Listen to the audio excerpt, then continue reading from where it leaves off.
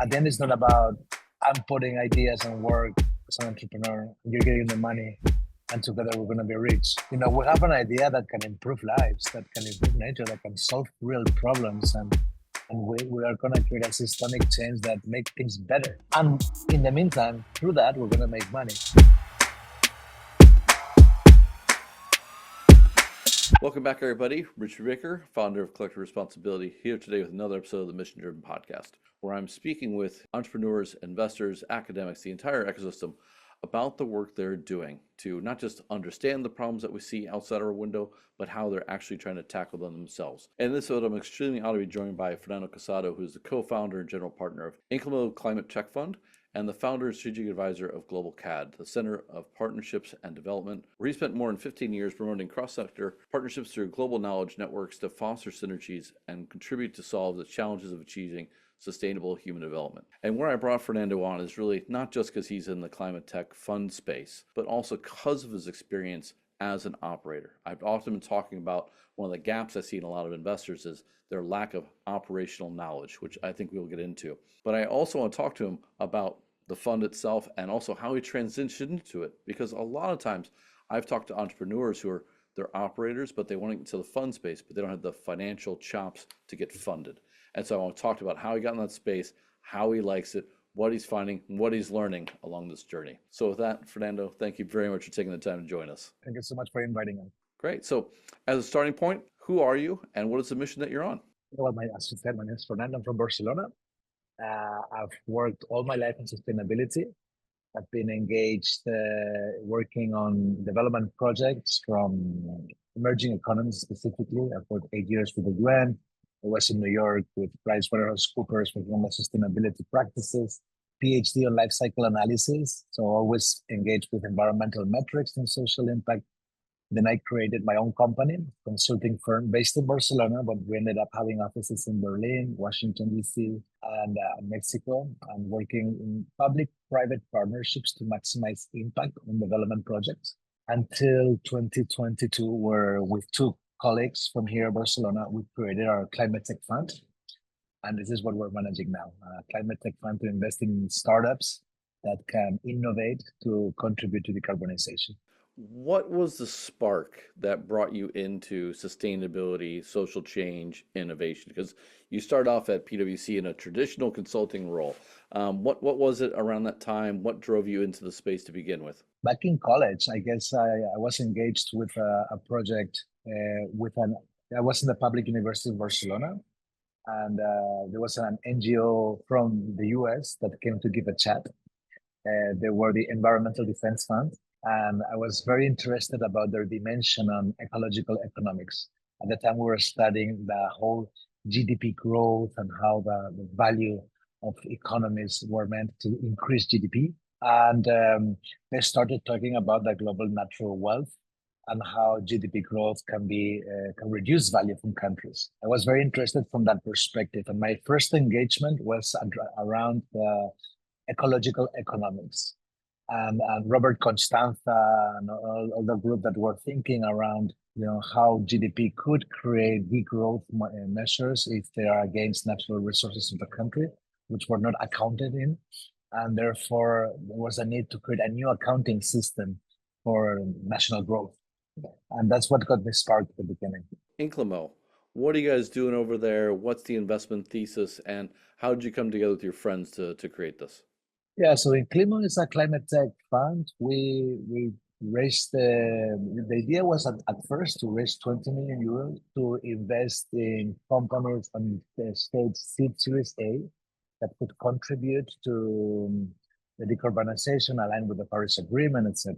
We did like an analysis of which were the sectors that had the hugest potential to create this like kind of like transition towards a more sustainable net zero economy, and identified like 6 core verticals. And around these verticals, we created an investment thesis of trying to invest the most innovative technologies that would lead towards an economic transition and a systemic change of our society. We ended up raising 34 million. Now the fund is almost close, I'd say. And yeah, since then we've invested in 11 companies. Our focus is to invest between 500K and 1 million on the first ticket per company. And yeah, so our goal is to really identify those entrepreneurs that have bright ideas to create a systemic change towards a net zero economy. 6 verticals for 3 people sounds like a lot. Like it sounds like it's very broad. And I'm curious, like when you looked at that and you created the investment thesis for each one of those, like did you have a specific urgency behind each one, or did you have a specific kind of gap that you saw you could insert yourself into? Because there's a lot of funds right now. How did you just kind of how did you look at setting yourself apart within each of those as part of your thesis? I have to admit, in that sense, we consider ourselves climate tech generalists. So we are investing in any company that has a driving through technology that can create a more sustainable deliverable of services or products. So we're not binded to any of the specific verticals or sectors per se, but we thought those were the ones that had more chances of creating breakthroughs and creating like a real significant change. But again, our alignment and our priority is to identify companies among all sectors. So it's not that we're looking at only these verticals. We're looking at drive-through technology that can decarbonize or create a more net zero effect on production and consumption patterns. I wouldn't say it's a lot. I mean, I think Europe, it's where we focus geographically. I didn't say that. Has matured a lot in terms of the climate tech ecosystem. And new funds have been created, and a lot of business angels now are solely focused on climate. So there is like a very common ground in terms of workshops, forums, symposiums. Like the ecosystem, I think, has united a lot. And without a lot of effort, a lot of deal flow comes to us. A lot of the startups that are innovating on the climate tech scene are knocking at our doors. So, but on the seed stage, I'd say that our challenge is to identify whether there's good companies that are really going to do good, because there's some not so good companies that can very easily raise money. And you have very smart people that are managing companies, but more focused on raising money than on delivering goods. And that's a challenge right now. But other than that, I think it's very feasible, and yeah, venture as a difference from private equity. Funds tend to co-share much more, so we co-invest together. We haven't done a single investment on our own, so we're always sharing information, co-investing together, and that also eases the process on identifying and investing. Back in, why didn't you decide to join another fund, or why didn't you as a group say, okay, we're meeting all these other funds that are also starting at the same time, like to create something a little bit larger? Why go on your own as a group of three versus, setting up something that was a little bit different? Well, I think we definitely saw the niche for it. I mean, I think that traditional funds who are now investing on climate um, are very binded to the multiples and the way they like traditionally think. But I think when you're talking about impact investments, you have to double think differently in a way. Impact models, sometimes they have a different time phase in terms of how they look at returns. A lot of the times they are presenting a model that is has to debunk another model that's unsustainable. So like a normal entrepreneur will propose an idea, maybe like it's a market need that's not in the market. Normally, climate tech companies are proposing things that are already in the market, but they are unsustainable. Therefore, the way you look at a business model from an impact perspective is quite unique, I'd say. And combining that with the needs of return of investment that we have with our investors, it also makes it very special. So I don't think our mentality in how we know how to do that would match any other fund. I mean, I think it's a very particular way of investing and relating with entrepreneurs. And we thought, and we think still, we had something to add value enough to create our own fund. Well, and I want to follow up on that because the mentality, besides yourself, who are the other two members of the core team, and what experience did they have bringing into this? One of them is Alex Pardo. He's been working for a family office of one of the biggest corporations in the construction building in Catalonia, which is called the Sorige Group. He's been 15 years investing on funds, being like one of the core LPs, sitting on investment committees and more than 15 funds, and always with a broad experience analyzing companies. The other partner is Gerardo Oliveira. He's been very engaged with Anti Ventures. It's like an incubator of companies where two of the tech unicorns most relevant in Spain grew up from there. And he has this experience taking companies from zero to a growth model. So I think the complementary of the three is one brings this economic return of investment backwards, one brings the technological growth model, and myself, I bring the sustainability complementation. But are you also the one bringing kind of like the patience? Because in my view, if I were to just off what you told me about the other two, they're kind of trying to set up the flywheel a little bit quicker based on their traditional experience. Where you're like, look, this is sustainability, this is different business models. Is that your role, or how do you bring sustainability into the conversation with them so that you can actually go with that more of an impact, patient financial model?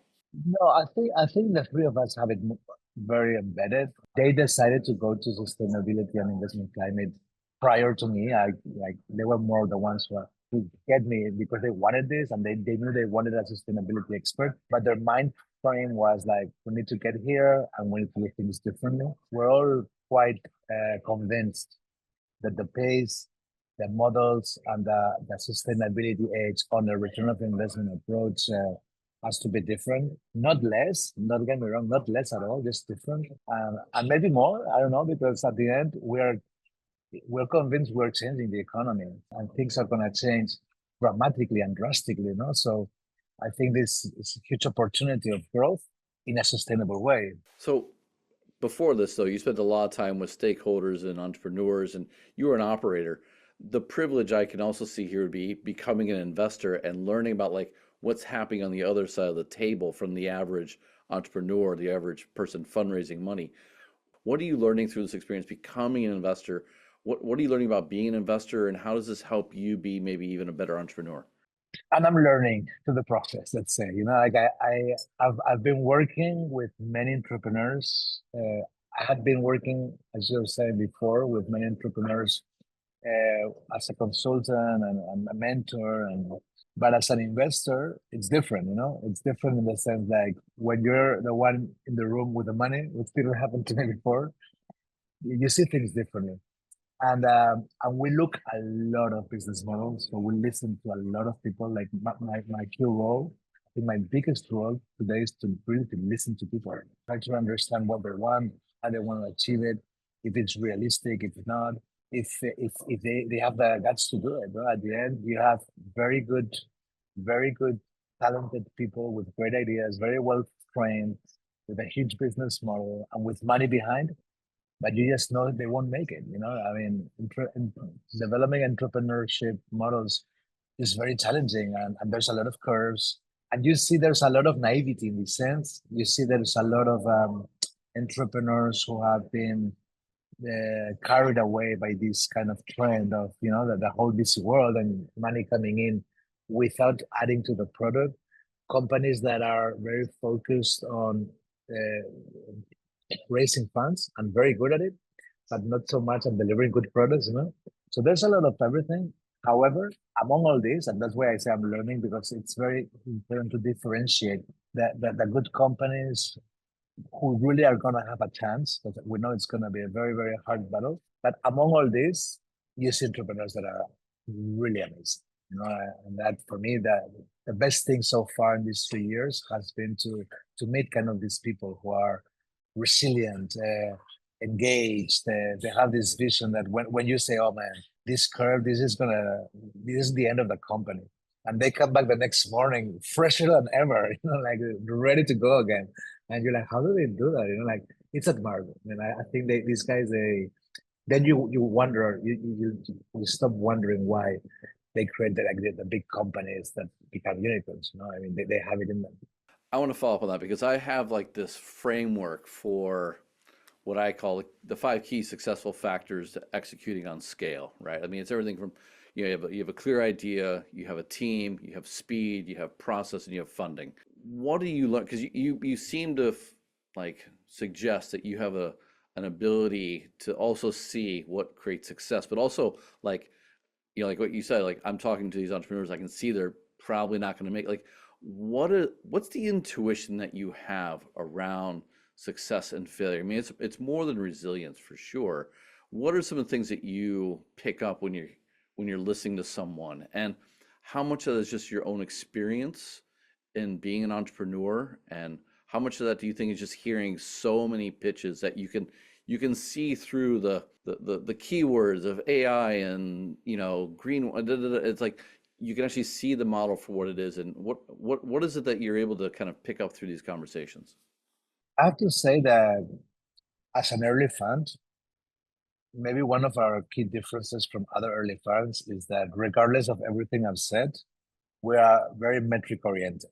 We don't invest through intuition. And what we've done is develop a set of metrics, a very specific metrics, to kind of reduce a little that intuitive, most qualitative part of saying you're gonna make it or not into performance metrics, even at that early stage. We have like two type of meetings at two level stage.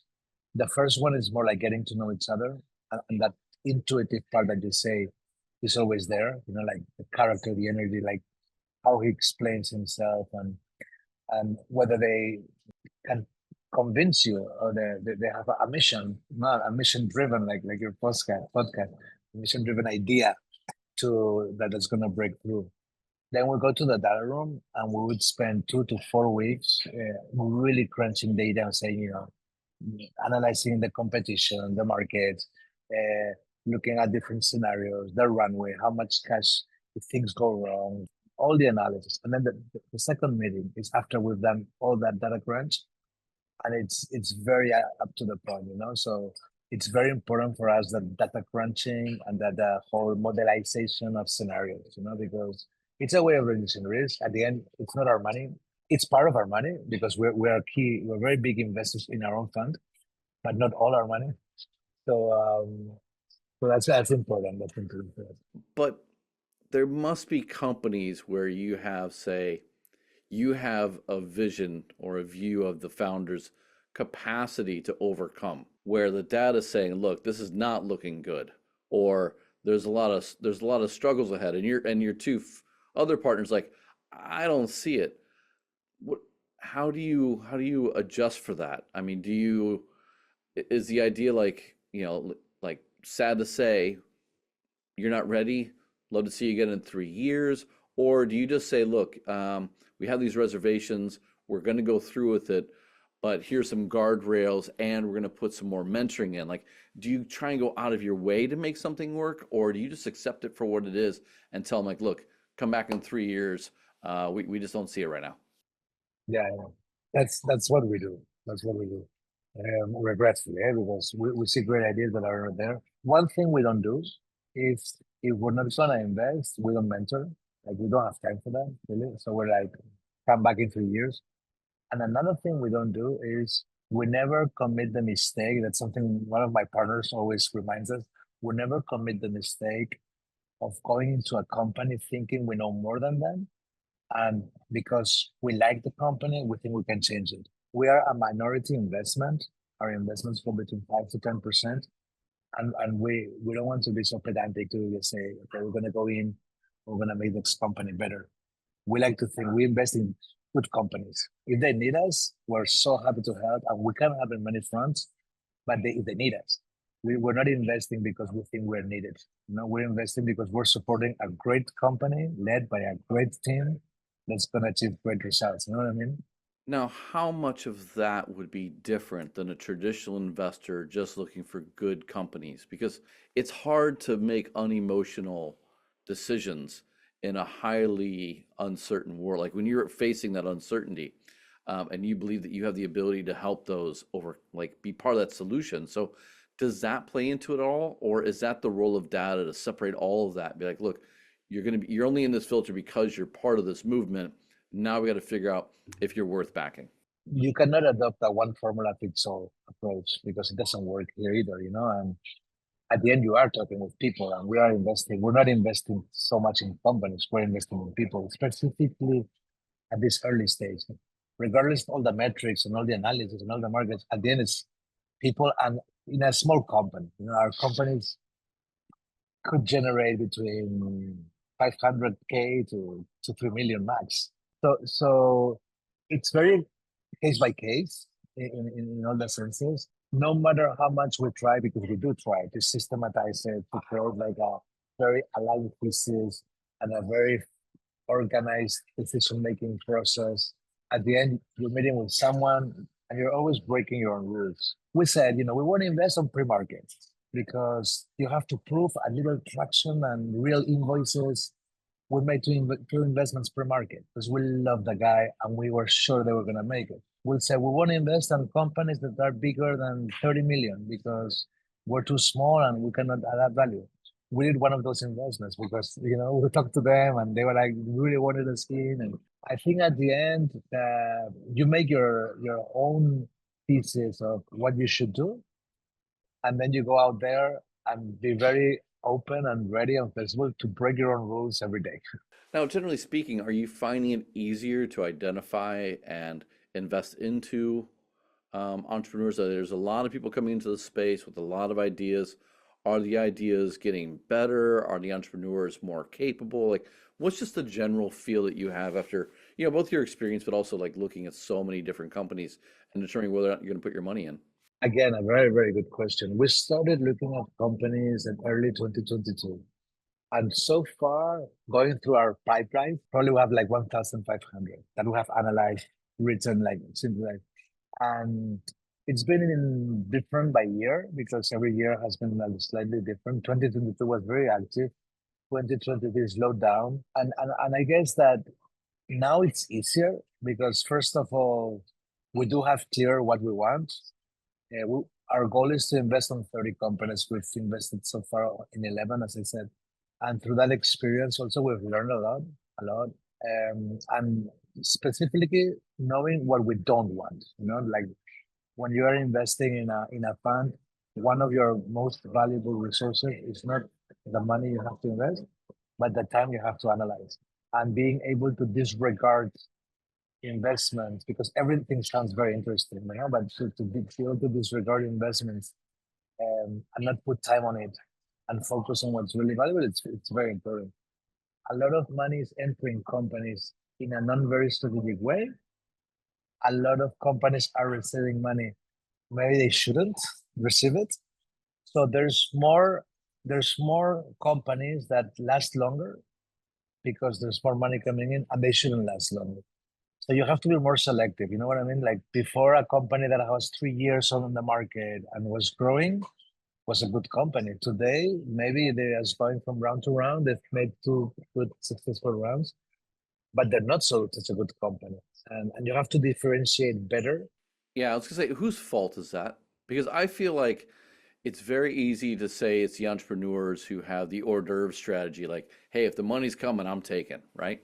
What's the role of the investors and the need for smarter investors now? Like, are we past the dumb money phase yet? And do we need to get smarter faster? Is that it? Or are there other gaps that are also at play? The investor community has grown a lot. And that means that there's a lot of investors that don't have a lot of experience investing, because it's broadened and it's received many different experts from other areas, and more people are investing now on formal funds. There's a certain positive factor on that, more money available, but also a more uncertain market. And as you say, dumb money going to companies that shouldn't go, and that's wasting time of the entrepreneur, of the other funders, etc. So I do think there's an improvement to make from the investor side completely.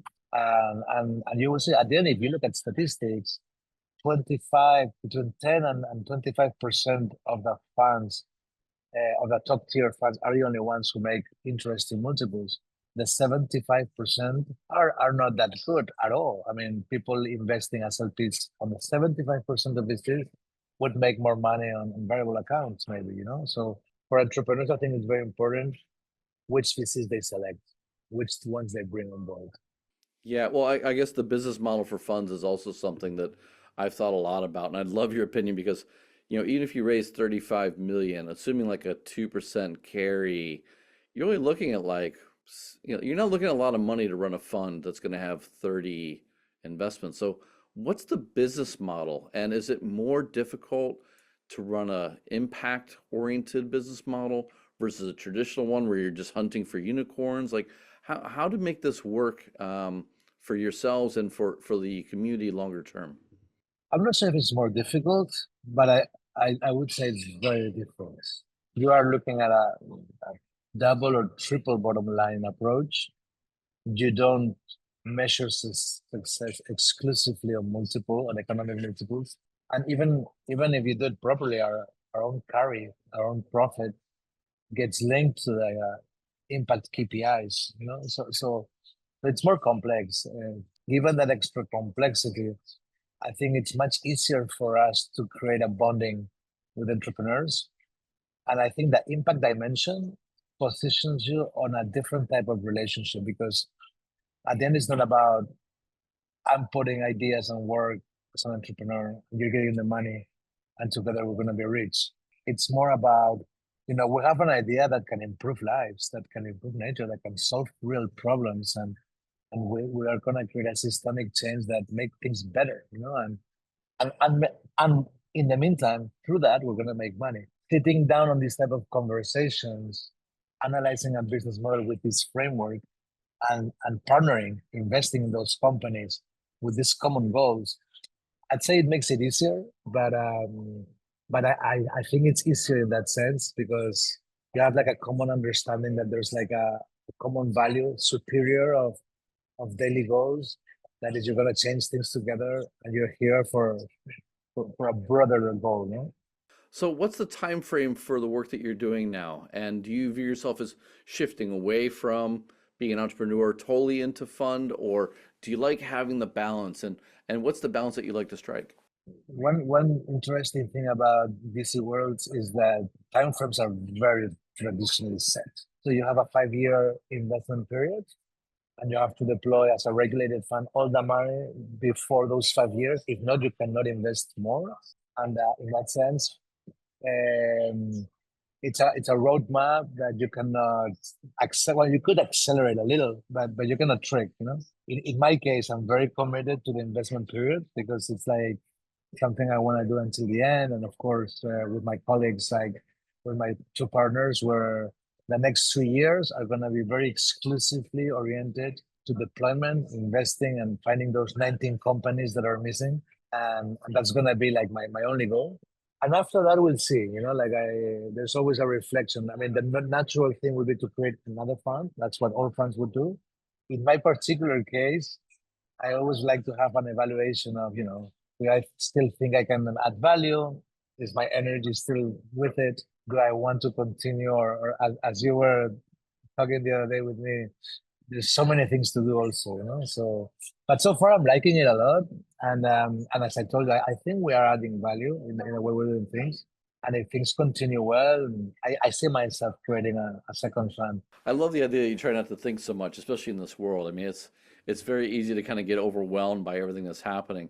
And I'm curious, like when you see a lot of things happening and you're trying to shut it all down, do you focus a little bit differently on the investments that you think are more worthy? Like, does an EU regulatory shift towards circularity change the thesis and change your energy? Do you see like these shifts happening, and do you try and invest behind that, or do you just try and don't think too much, just stay with the original path and just kind of plug along and then hopefully find the 19? So the regulatory framework is essential, and it's true that there are many opportunities that need that regulatory change in order to be successful. If not, they're going to be very hard. However, having said that, we're a little skeptical because maybe 60% of the initiatives that come to us have this regulatory huge opportunity, like this is going to change, they're going to put this law, and then our company is going to go to be a unicorn. And we're like, okay, but so we don't like companies that grow because of regulatory framework. Our mentality is you need to sell to skepticals of climate. You need to sell. You need to be competitive with your product or your service, in a competitive way with unsustainable products and services. We're not going to be, that's what I always tell entrepreneurs, you're not going to be better, you're not going to sell more because of a green premium. People are not going to come to you because you do good. You need to be more efficient and be competitive in price. If not, this battle is lost. I mean, that's why people ask me, well, now with Trump, your whole sector is going to be jeopardized. I'm like, no, on the contrary, it is a huge opportunity to really get to the point and say, if we want to be good, if we want to be successful with sustainable companies, we need to beat the unsustainable companies in price and in efficiency, not with regulatory framework. No president of no country can help do that. Yeah, actually, as uncomfortable as the discussion might be, the reality is that when you remove the government's kind of subsidies and support, it kind of forces the real players forward. Yeah, you see a bit of a cutback, but I'm pretty optimistic that actually what it does is it forces those who have good business models and great visions, and obviously the teams, the funding, the process, the speed, it will allow them the room to really break through. Where if you have too much subsidy, too much conversation, actually that can create so much churn that it's harder to identify the real players who have scalable ideas. Yeah, and I think the market is very wise in this sense, and to tell you the truth, I think we can do it. I mean, I think there's many ways that a more sustainable value chain can be more efficient on cost, can be more efficient on service, and can add more value and be more competitive. At the end, you're either changing the ways we're doing things, which I think there's a lot to change because of energy efficiency, because of recircularity, not only on the energy being produced or the water being recycled, but also on the products and byproducts that are generated through the production system. And as of now, we've been working on a system that has created habits that are not that healthy in a way. We came from a more efficient use of resources when they gave us milk on a glass and a bottle and you return it, and like this kind of very common sense of the use of resources to a system that just wastes a lot of resources to the cycle. And if you look at resources as valuable, because at the end they are materials that can have a use, everything that's going out of that cycle is money being wasted. So I think that mentality change can be a drive-through beyond the regulation. Now, if I take, say, water, for example, like I can easily show you a vision where in 5 to 10 years, large regions of the world will struggle with water, and therefore there will be these opportunities: agri-tech, municipal water tech, circularity. Da, da, da. How much of what you are looking at or assessing, your investment, do you take that future lens and bring it back to today? We have companies that have a great idea of a great problem that's very needed, but it's too early. And as you said, these companies cannot afford being early, like they maintain structures that generate costs. That's why identifying the right moment is one of the keys, specifically for our fund. I've seen very good companies that say, green hydrogen, we're going to invest in this new technology. It's going to take 2 or 3 years to develop solutions. Then we're going to go to the market in 2029. And I'm like, okay, come and see me in 2029. But I know funds that are there already. We invest in companies that have a little traction, but are ready to grow. And therefore, as you're saying, they're short-term enablers. So that's one of the you nailed it with your question, because that's one of the key aspects in our how we invest differently is learning when is the right moment, and sometimes you have to wait, and sometimes it's too late. And in both cases, it could be the great idea and the great solution, but for us, it's the right moment. Yeah. All right, so if you were to kind of look at three things that you distill it down, what are the three things you think signal for a good investment opportunity? Like it's not necessarily guaranteed that they're going to get the money, but like when you hear it, when you see it, what are three things that you're like, they're on the right track? Make something that people need and very clear value. first of all. Secondly, to have a coherent plan on how they're gonna put it into market. Like that makes sense. And I didn't want to say growth or making money, like how much they're making, but because we've invested in companies that are not making anything yet, but a coherent plan that makes sense. Like how much money are you making today? How much money you think you make tomorrow? How much money you think you're gonna make next year? And you listen to that, and you're like, that makes sense. Like a coherent business plan, which is also not that common sometimes. And the third thing would be the capacities. Like, because people, when they come to us, they come to look for money, and that money is for something. So some entrepreneurs try to sell you that they have everything completed. Like, we have the talent, we're experts, we do everything. And like, so what do you need money? No, go and make money. Like, at the end, you have to understand that VCs come in when a company needs money that they cannot make for themselves. So we also ask that question: if you're so good, why do you need us? Why do you need to sell 55% of your company? Go and prove it to the world.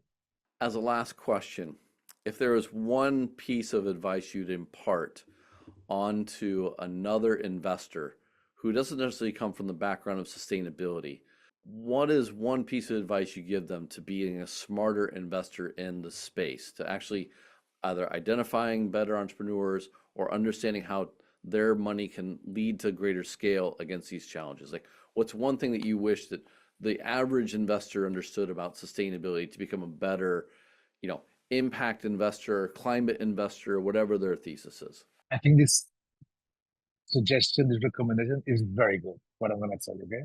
It's going to save investors a lot of money. And if you're starting, don't do direct investments. Don't invest in entrepreneurs, invest in funds. Why? Because there's people who are dedicating their whole daily labor time, all their lives, to invest.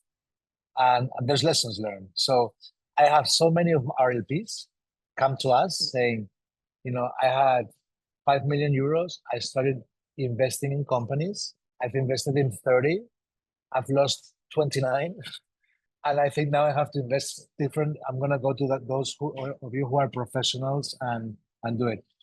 And don't get me wrong. I think it's very good to do direct investments. And if you like investing, it's the best thing to do. But if there's a learning curve, that if you put 100K in a fund for a year, or on 2 or 3 funds for this period, and in 2 or 3 years you really dedicate time to see how they're investing, why they're investing. You go to the investors day, you read their trimester report that they are mandatory to send you every 3 months, and you get all that knowledge. Then you listen to those that are going to the next round, those who fail, those who succeed. If you're an LP in these funds, in many of these cases, they say, listen, they are needing more money. Do you want to directly invest? Each fund has a media between 15 to 30 companies. With a little investment, you can watch progress of these 30 companies and then decide. And regardless whether you invest on them or not later, that experience then can lead you to invest very differently from what you've done as a direct investor. So I'd say, if you're starting, first go to funds. And if possible, small funds, because you're closer to the GPs. They tend to take care of you more. It's not like you're investing in Facebook, like you receive an email with millions of people. But that learning curve, I think it's very important.